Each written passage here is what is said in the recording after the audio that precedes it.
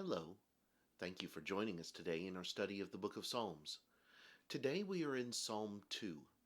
And as we go through this psalm, we're going to both read it today and give some lessons from it, some applications from it. And in the early part of the book of Psalms, there are going to be several different kinds of psalms that are in some ways going to introduce types of psalms that you're going to see throughout the book. In Psalm 1, we had a psalm that is almost like a parable in the way that it lays it out. And it's a lesson about who the blessed man is and what the blessed man is going to do. Here in the second psalm, we have a psalm that is very different in the message and in the intent of the psalm. Let's go through and read it, and then I'll show you what I mean. In Psalm 2, beginning in verse 1, we read, "Why do the nations rage, and the people plot a vain thing? The kings of the earth set themselves, and the rulers take counsel together, against the Lord and against his anointed, saying, Let us break their bonds in pieces, and cast away their cords from us. He who sits in the heavens shall laugh. The Lord shall hold them in derision. Then he shall speak to them in his wrath, and distress them in his deep displeasure. Yet I have set my king on my holy hill of Zion. I will declare the decree, the Lord has said to me. You are my son. Today I have begotten you. Ask of me, and I will give you the nations for your inheritance, and the ends of the earth for your possession. You shall break them with a rod of iron. You shall dash them to pieces like a potter's vessel. Now therefore be wise, O kings. Be instructed, you judges of the earth. Serve the Lord with fear, and rejoice with trembling. Kiss the Son, lest he be angry, and you perish in the way, when his wrath is kindled but a little. Blessed are all those who put their trust in him." As you consider the second psalm, it is easy for us to try to put this toward the life and the attributes of David. David is the king of Israel. He is the one who is going to write many of the Psalms. And as a matter of fact, when you turn over to the New Testament in places such as Acts chapter 13, verse 33, and various others, you find that David is the one to whom this psalm is attributed. And so, at first glance, you might think of the plotting and the twisting and everything else that goes against David by the nations and by the individuals around him. And yet, that's not what this particular psalm is about. It is about something far deeper than that. But let's look at a few of the lessons and a few of the takeaways that we need to have from this particular text. First of all, you have in verses 1 and 2 the plotting of the nations. Notice that it is not a plotting against David or against a physical king. Instead, it is the rulers taking counsel together, it says, against the Lord and against his anointed. Now, some take the idea of the Lord's anointed to be David, and yet it's not in this instance. This is against the Lord and against his anointed, speaking concerning the Messiah, concerning the Christ, concerning the promised one to Israel.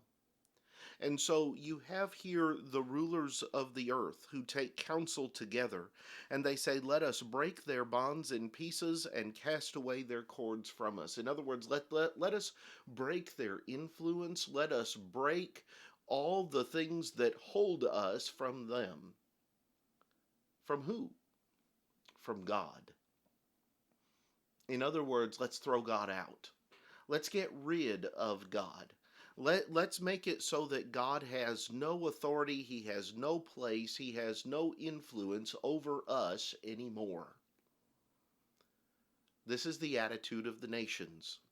And this is the heart that the nations are bringing in. And yet, verse 4 is going to say that he who sits in the heavens shall laugh, and the Lord shall hold them in derision. And he shall speak to them in his wrath, and distress them in his deep displeasure, and say, Yet I have set my king on my holy hill in Zion. My king on my holy hill. The Lord shall reign. And then he says in verse 7, I will declare the decree. The Lord has said to me, You are my son. Today I have begotten you. And this leads us into the second area that I want us to talk about when it comes to Psalm 2. Because in Psalm 2, we have an area of messianic focus. We have an area that is focused on the things of the coming Messiah, the coming Savior. As a matter of fact, when you look at Psalm 2, verse 7, it is going to be quoted and it's going to be directly attributed to Jesus in Hebrews chapter 1, as well as in Hebrews chapter 5. And it's going to be used in the sense in Hebrews chapter 1 of, to which of the angels did God say this? And the answer is none, but he did say it about Jesus. And so as we read about these things here in Psalm 2, we need to understand that the entirety of the psalm is not David talking about himself. As a matter of fact, not once in the psalm does David use the personal pronoun I anywhere in there.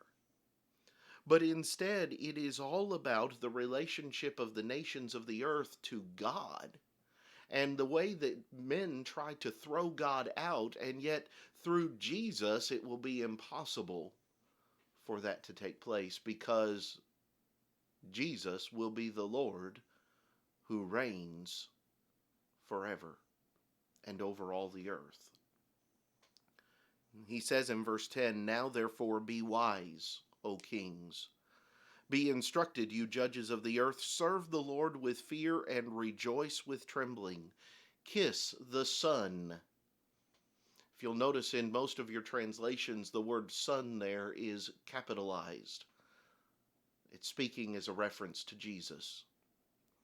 Kiss the Son, lest he be angry and you perish in the way, when his wrath is kindled but a little. Blessed are all those who put their trust in him. This is going to be the first of many of the Psalms that are going to have a messianic emphasis to them. Now, obviously, not everything in the Psalms is going to point towards the Messiah.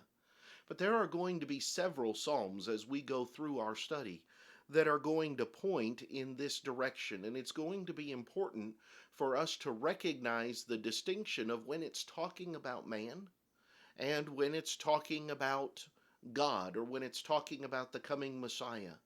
And the emphasis of Psalm 2 is not on David. The emphasis of Psalm 2 is on the coming Savior. And so when we put our thoughts in that, from this psalm, in that focus, it opens wide the levels of application that it has for us, not just in our reading and seeing the beauty of the psalm as it's given, but in our understanding of the power and the authority that Jesus holds as a king who now reigns at the right hand of God. These are the things that I have pulled from Psalm 2. I hope that they are beneficial for you, and I hope they're helpful to you. Next time, we'll plan to come back and we will look at the third psalm. And I hope that you'll join us then. But until then, have a great day.